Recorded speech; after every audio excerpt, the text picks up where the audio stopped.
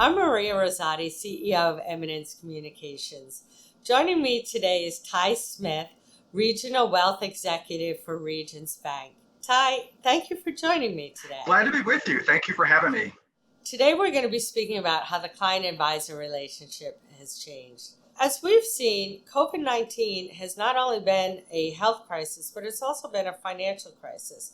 How has that changed how you've interacted with clients? It's really been significant over the past 6 to 9 months. When I think about the major things that have changed for me in financial services, I'd say two things jump out. One is simply the need for our teams to proactively reach out to clients to address their fears and concerns. When you think about the pandemic taking place and then subsequently the stock market dropping and clients really having to reassess, what does this mean to my financial future? Am I okay? Am I on track? um, what advice should I be seeking right now? Would someone recommend a change? What move should I make? So our teams, we really doubled and tripled down on the number of calls that we were making.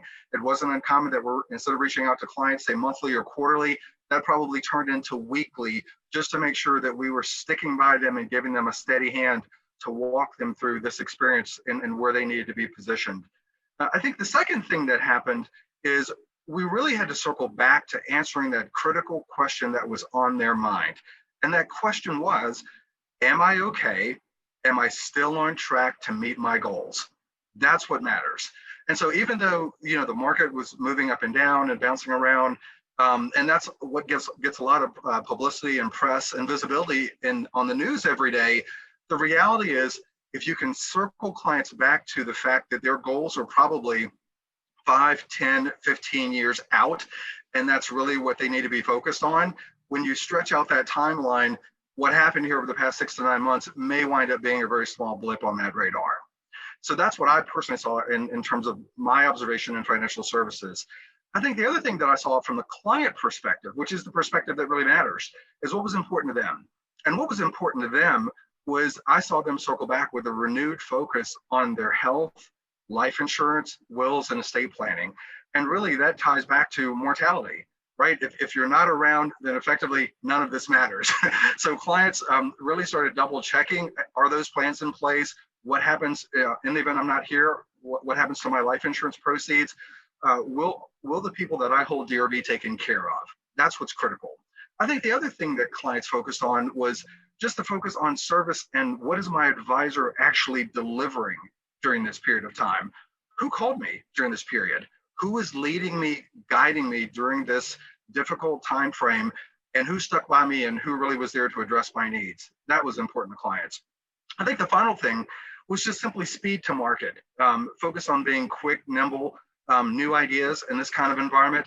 And I think the other thing I saw for clients, probably the wealthiest clients that we have in our markets, they were looking at this as an opportunity to pick up real estate, an opportunity possibly to find bargains in the marketplace, an opportunity to deploy excess cash into the stock market, and hopefully benefit if things turn around.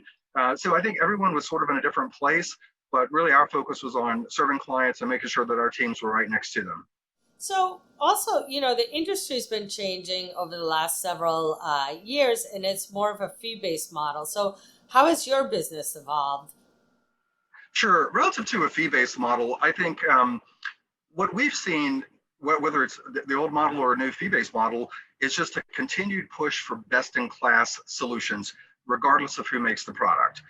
Clients want to know that they have the best minds working for them, whether that's the local team that might service them in any given city, or if it's solutions that you provide, say it's on the investment side, insurance, or other categories.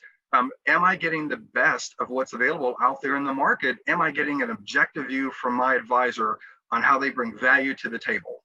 I think there's been an evolution on that front. I think the other thing that's been really interesting is that financial planning, which is really the root of what needs to be happening in all of our relationships, that process, that work has become much more dynamic. And what I mean by that is if you think about the old days with financial planning, you'd kind of show up and you'd meet a wealth strategist or a wealth planner. You give them a whole bunch of documents. They go back and look at it for a month or so, and then come back to you with some really large plan that could be voluminous and quite large and significant. Whereas the way that I see planning coming to life today, it's far more dynamic. on the input and output side. As we sit with clients in meetings where we've collected that information and we're looking at their goals and objectives, they're asking us to modify inputs and outputs on the fly. So what if I had a bigger bonus, or what if I make more over the next 5 years? Will that allow me to retire earlier, or can I meet this goal earlier? And so for our teams, we're able to model that and make those changes right there in the client meeting, in the client session, whether that's face-to-face, whether it's doing it by tablet or doing by WebEx or Zoom. We're able to do that and then basically share screen and show clients, this is what it means to you real time. And that, I think, has made the financial planning world far more dynamic. I think the other thing that clients are asking for is for advisors, quite frankly, to be a little bit more intellectually curious about all aspects of their financial picture. And frequently that could mean working across business lines and bringing the best of what the bank has to offer. Frequently, if you're dealing with clients and they're business owners, they might have a relationship on the commercial side, or a relationship with treasury management, a relationship with wealth management, or something with retail. And the client doesn't view all of those different groups as silos. The client views those as your one entity, your one organization. And even if I'm interacting with one of you and not the other 3 or 4, I have the expectation that you're talking. I have the expectation that you have a broader understanding of my full financial relationship with your organization, and that you're thinking about how to bring the best of that to me every day. That's how I've seen things evolve over the past couple of years.